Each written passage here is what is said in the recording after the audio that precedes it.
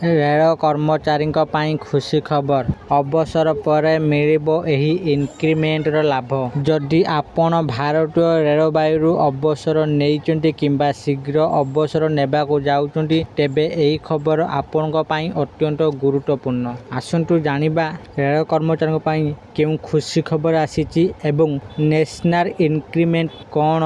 ଆସନ୍ତୁ ଜାଣିବା ଏହି ଭିଡ଼ିଓ ମାଧ୍ୟମରେ। ତେଣୁ ଭିଡ଼ିଓକୁ ଆରମ୍ଭ କରିବା ପୂର୍ବରୁ ଆପଣ ସମସ୍ତଙ୍କୁ ଅନୁରୋଧ, ଯେଉଁମାନେ ଏପର୍ଯ୍ୟନ୍ତ ଆମ ଚ୍ୟାନେଲକୁ ସବସ୍କ୍ରାଇବ୍ କରିନାହାନ୍ତି, ଆପଣମାନେ ଏବେ ହିଁ ଆମ ଚ୍ୟାନେଲକୁ ସବସ୍କ୍ରାଇବ୍ କରିଦିଅନ୍ତୁ। ଆଉ ଏହି ଭିଡ଼ିଓକୁ ବହୁତ ମାତ୍ରାରେ ଲାଇକ୍, ସେୟାର ଓ କମେଣ୍ଟ କରିଦିଅନ୍ତୁ। ତେବେ ଚାଲନ୍ତୁ ଡେରି ନ କରିକି ଆଜିର ଏହି ଭିଡ଼ିଓଟିକୁ ଆରମ୍ଭ କରିବା।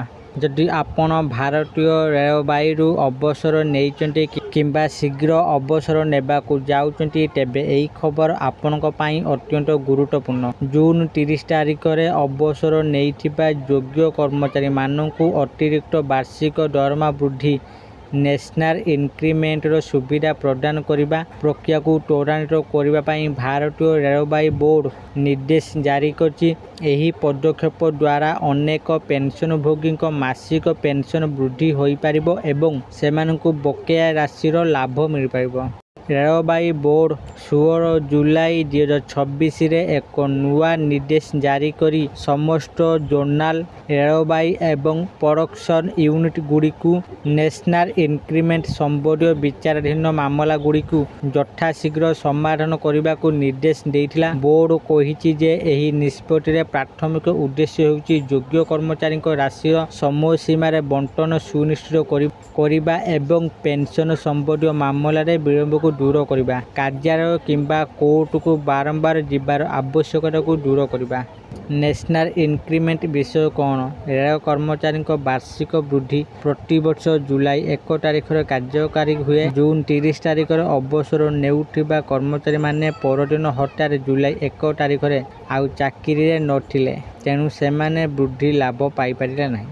ଏହା ସିଧାସଳଖ ସେମାନଙ୍କ ପେନ୍ସନ ଏବଂ ଅବସରକୁ ପ୍ରଭାବିତ କରିଥିଲା, ଯଦିଓ ସେମାନେ ପୂରା ବର୍ଷ ପାଇଁ ସେବା କରିଥିଲେ। ଏହାକୁ ଧ୍ୟାନରେ ରଖି ସୁପ୍ରିମକୋର୍ଟ ଏବଂ ସେମାନଙ୍କ ସପକ୍ଷରେ ଏକ ଗୁରୁତ୍ୱପୂର୍ଣ୍ଣ ରାୟ ଦେଇଛନ୍ତି। ସୁପ୍ରିମକୋର୍ଟଙ୍କ ନିଷ୍ପତ୍ତି ଏବଂ କେନ୍ଦ୍ର ସରକାରଙ୍କ ନିର୍ଦ୍ଦେଶାବଳୀ ଅନୁସରଣ କରି ରେଳବାଇ ଏବେ ଜୁନ 30 ତାରିଖରେ ଅବସର ନେଇଥିବା ଯୋଗ୍ୟ କର୍ମଚାରୀଙ୍କୁ ଜୁଲାଇ 1 ତାରିଖରେ ବାର୍ଷିକ ବୃଦ୍ଧିରେ ଅନ୍ତର୍ଭୁକ୍ତ କରିଛି। ପେନ୍ସନଭୋଗୀମାନେ କେଉଁ ସୁବିଧା ପାଇବେ? ଯୋଗ୍ୟ କର୍ମଚାରୀଙ୍କ ମାସିକ ପେନ୍ସନ ବୃଦ୍ଧି କରାଯିବା, ସଂଶୋଧିତ ପେନ୍ସନ ପେମେଣ୍ଟ ଅର୍ଡର ଜାରି କରାଯିବା, ବର୍ଦ୍ଧିତ ପେନ୍ସନ ସହିତ ବକେୟା ରାଶି ମଧ୍ୟ ପ୍ରଦାନ କରାଯିବା, ପର୍ଯ୍ୟାୟକ୍ରମେ ହିତାଧିକାରୀଙ୍କ ବ୍ୟାଙ୍କ ଆକାଉଣ୍ଟକୁ ରାଶି ପଠାଯିବ। ରେଳବାଇ ଅଧିକାରୀମାନଙ୍କୁ କ'ଣ ନିର୍ଦ୍ଦେଶ ଦେଇଛି? ଯୋଗ୍ୟ କର୍ମଚାରୀଙ୍କ ତାଲିକା ଶୀଘ୍ର ପ୍ରସ୍ତୁତ କରାଯିବା ଉଚିତ ଏବଂ ସମସ୍ତ ବିଚାରାଧୀନ ମାମଲା ସମାଧାନ କରାଯିବା ଉଚିତ। ଏହି ପ୍ରକ୍ରିୟା ନିର୍ଦ୍ଧାରିତ ସମୟସୀମା ମଧ୍ୟରେ ସମାପ୍ତ ହେବା ଉଚିତ, ଯାହାଦ୍ୱାରା ପେନ୍ସନଭୋଗୀମାନେ କୌଣସି ପ୍ରକାରର ସମସ୍ୟାର ସମ୍ମୁଖୀନ ନ ହୁଅନ୍ତି। ସମୟସୀମା ମଧ୍ୟରେ ଏହି ସୁବିଧା ପ୍ରଦାନ କରିବା ଦ୍ୱାରା କୋର୍ଟରେ ମାମଲା ସଂଖ୍ୟା ମଧ୍ୟ ହ୍ରାସ ପାଇବ।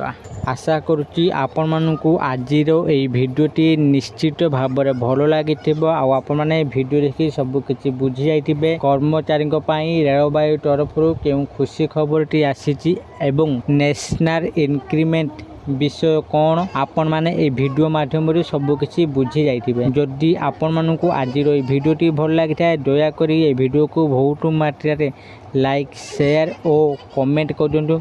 ଆଉ ଯେଉଁମାନେ ଏପର୍ଯ୍ୟନ୍ତ ଆମ ଚ୍ୟାନେଲକୁ ସବସ୍କ୍ରାଇବ୍ କରିନାହାନ୍ତି, ଆପଣମାନଙ୍କୁ ଅନୁରୋଧ, ଆପଣମାନେ ଏବେ ହିଁ ଆମ ଚ୍ୟାନେଲକୁ ସବସ୍କ୍ରାଇବ୍ କରିଦିଅନ୍ତୁ। ଆଜି ପାଇଁ ଏତିକି, ପୁଣି ଦେଖା ହେବ ଆଉ ଏକ ନୂଆ ଭିଡ଼ିଓରେ। ସେତେ ପର୍ଯ୍ୟନ୍ତ ମୁଁ ଦୀପୁ ଆପଣମାନଙ୍କଠାରୁ ବିଦାୟ ନେଉଛି। ରହୁଛି, ଧନ୍ୟବାଦ।